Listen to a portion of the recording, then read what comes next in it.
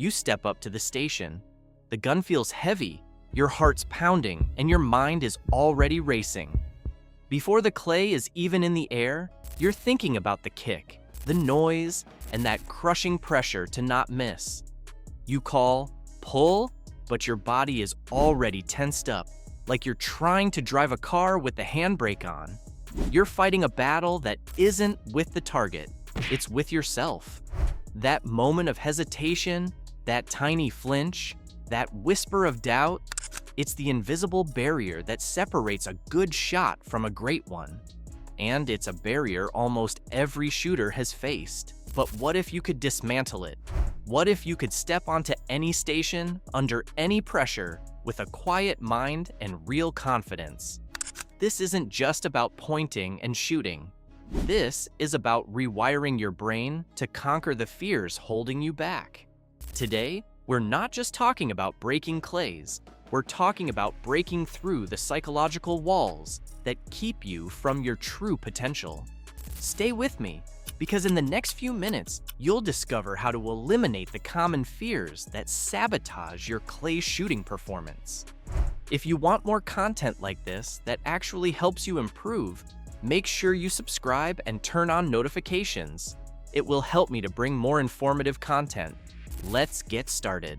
The recoil paradox, taming the flinch. Let's begin with the biggest hurdle, recoil anxiety. This fear manifests as the dreaded flinch, a subconscious reaction where you brace for the gun's kick just before pulling the trigger.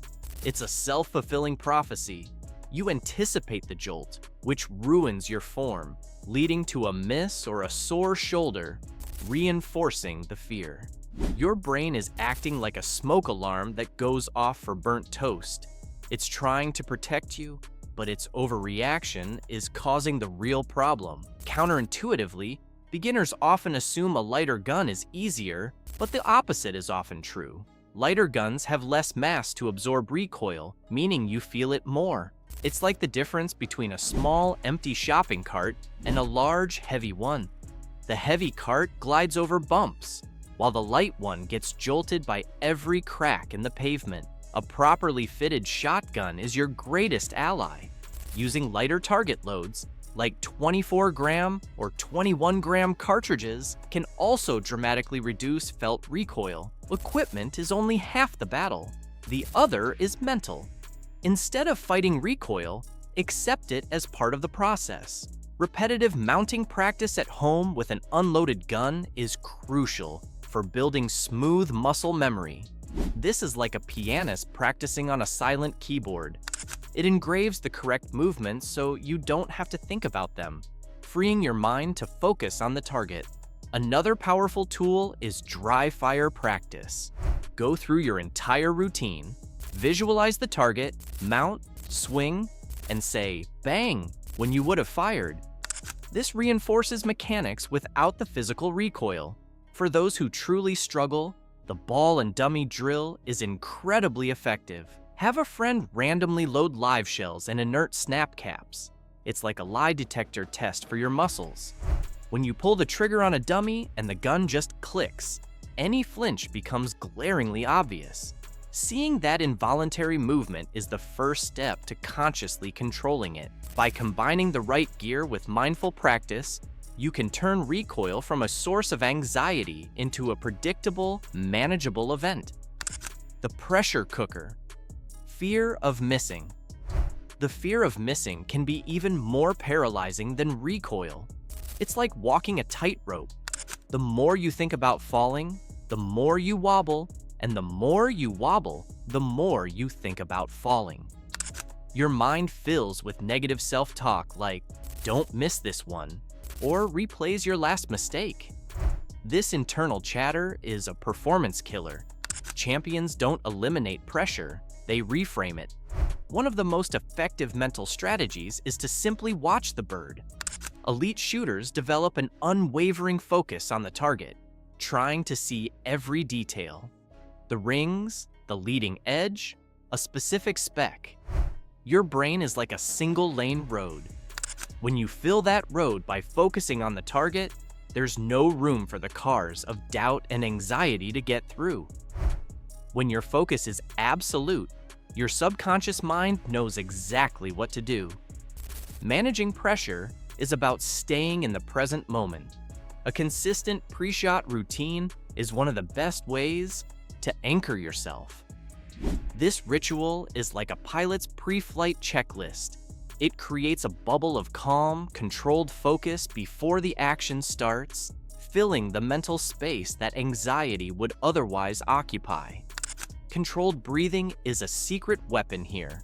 When you feel nervous, take a slow, deep breath and exhale fully before you call pull.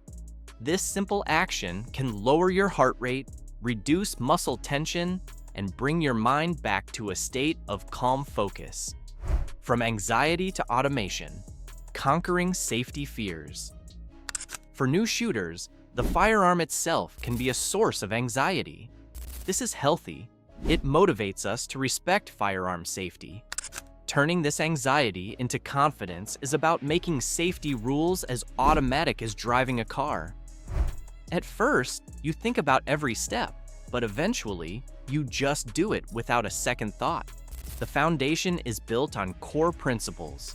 The most important is muzzle awareness.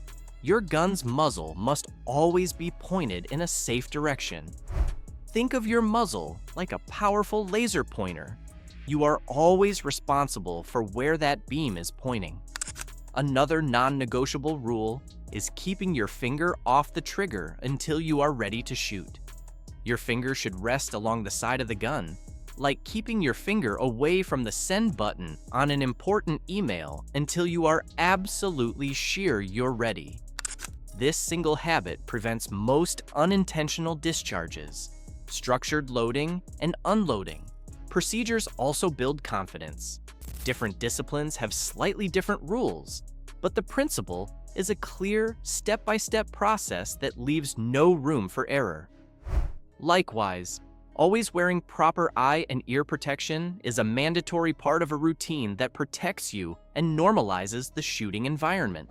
By practicing these safety protocols diligently, they move from a mental checklist to automatic actions, freeing up your mental bandwidth to focus on the shot.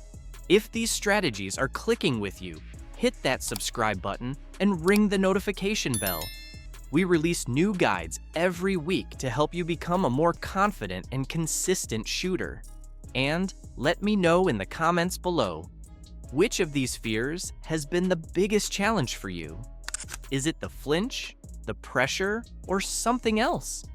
Sharing your experience helps our whole community learn and grow together.